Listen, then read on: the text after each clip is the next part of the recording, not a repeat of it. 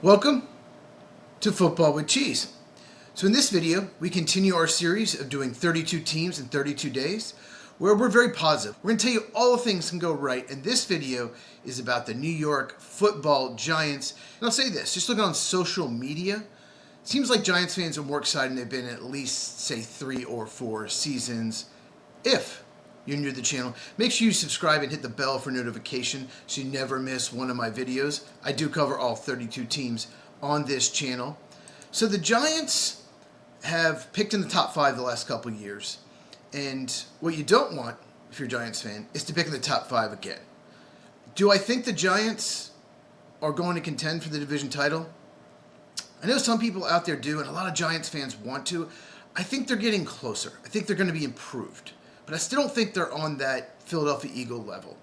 I think if I'm the Giants, I'm looking towards 2027 and beyond. This is one of those years where we're going to be better, but maybe not quite a playoff team. Let me know in the comments if you agree. One thing I want to address before we get into talking about the players is they extended Joe Schoen, the general manager.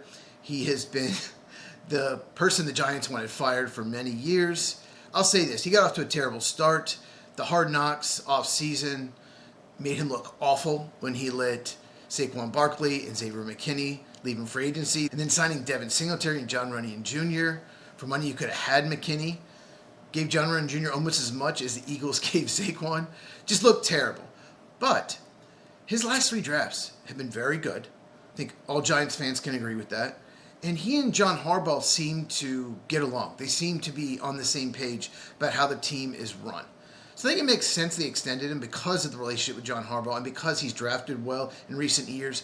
The one thing that annoys me about Shane, and I'm going to be positive in a second, I just haven't really talked about this much, is rather than trade down and get 12 or 13 picks every draft, which if you look at analytics, that's what you should do, he likes to sign a lot of decent, maybe above average veteran players to fill out the roster, or replace guys like Dexter Lawrence, for example, with a bunch of veteran depth. So not necessarily replace the talent, but just try to get deeper at the position and hope 1 or 2 guys work out.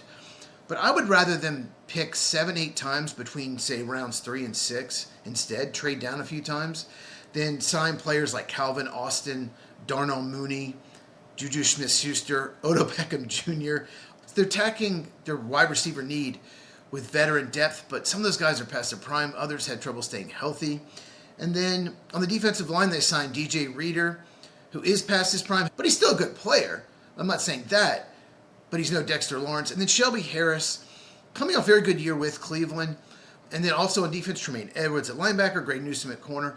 They just signed free agents in bulk. And once again, I just much rather they do a combination of signing free agents and trading down the draft and getting more picks. And let's talk about offense. Jackson Dart. There was some good and there was some bad, but there was enough good to get you optimistic on the future. I just didn't like how they used him, but it's a whole new regime. I'm not going to mention their offensive coordinator. I didn't like that hire. I'm not going to mention it. I'm not going to bring it up. But Jackson Dart, even though he's athletic, he's not Lamar Jackson or Jalen Hurts. You don't want him scrambling 10 times a game. That's just not his game. And in college, they didn't use him like that. So hopefully the new regime will use him more as a traditional quarterback. Cam Scadaboo is healthy. That's good. Really like that value in the 4th round. He runs reckless. He's probably going to get hurt a lot. But when he's out there, he's an absolute beast, and he will run people over. Still have Tyrone Tracy Jr., so that's a good 1-2 combination. One key for the Giants, if they do want to compete for the division, is Malik Neighbors has to stay healthy. He is so good. When healthy, he's a top 10 receiver in the NFL. He was a top 10 receiver when he walked on the field as a rookie. That is how good he is. The rest of the receiving core, anyway. I like the signing of Isaiah Likely at tight end. That's a good veteran to go along with Theo Johnson. That's one of the veteran signings I really did like. And the offensive line should be better. Andrew Thomas stud at left tackle. Francis Maui Noah at right guard. Top 10 pick. I like they're using him at right guard. If you watch my pre-draft videos, I loved him as a guard. I liked him okay as a tackle. I thought his best position would be right guard. And the Giants didn't do that thing that a lot of teams do. Well, maybe he could stay at tackle. Let's just give him a shot. No. The Giants agree with me. His best position is guard. And I think he has the potential to be an 8 or 10-year Pro Bowler at the position. But it's probably the best offensive line in, say, 5, 6. Gosh, maybe 7 years? Let me know in the comments, Giants fans. It's been a while since they had even a decent offensive line. And on defense, they did trade Dexter Lawrence. I get why they did it. He's in his prime right now. They got a top 10 pick for him. So the defensive line, at least the interior defensive line, is not going to be as talented. It's not going to be as dominant. They could struggle against the run at times. But my God, this is a talented, athletic defense. Probably the most athletic linebacking core in the NFL. You have so many first-round picks in this group. You have Brian Burns. He's an absolute beast. You got Abdul Carter. He's on his way to being an absolute beast. You know, Kayvon Thibodeau, very talented. We'll see what they get out of him. And then Arvell Reese. I had him as the #1 player in the draft. And you got him with the 5th overall pick. Sounds like he's going to play more linebacker this year. I'm okay with that. He can be one of the better off-ball linebackers in the NFL in his rookie year. He's so talented. But gradually, maybe after they move on from Thibodeau, he needs to play more edge. Because when I watched his film at Ohio State, one thing he said was, when they told me to play some more edge rusher, I had no idea what I was doing. And when I watched his film, it looked like he knew what he was doing. Natural instincts for the position. He is so talented at 2 positions. So I had him as the best player in the draft. He's looked amazing at camp. Cannot say more. But Arvell Reese, if you want to learn more about him, you can check out my draft videos. And this secondary should be better. It's been a problem for years, but Javon Holland, Tyler Nubin at safety, that should be a good group. Hopefully Drew Phillips returns to his rookie year form. Took a little step back last year, but he should be better.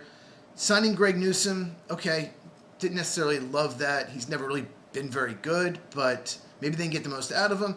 And Paulson Adebo, hopefully he has a bounce back year. And of course I got to mention Colton Hood. He was a 2nd-round pick. Most people thought he would sneak into the late 1st round. Very good man cover corner. So this team is a mixture of a lot of veterans that will provide leadership. I'll say that. When they sign a lot of veterans like that, they also bring in a lot of leadership. But it's also got so much athleticism and so much young talent. So in conclusion, I think the Giants are better. I think they're getting closer to competing for the division, just not quite there. It wouldn't be the worst thing in the world to win 7-8 games and pick in the top 10 just one more time. Over-under is 7.5. So Vegas definitely thinks they're improved. That's about what I had. 7 or 8 wins. Giants fans, let me know in the comments. Do you think over or under 7.5? Why not? Let's go over. 8-9 for the Giants, and then the next year they get back to double-digit wins. If you enjoyed this, give me a thumbs up. Really helps out the channel, and share this with anyone who loves football. Once again, I cover all 32 teams on this channel. Mike and I, Lights Out Podcast, Tuesday nights, 9 Eastern, 6 Pacific.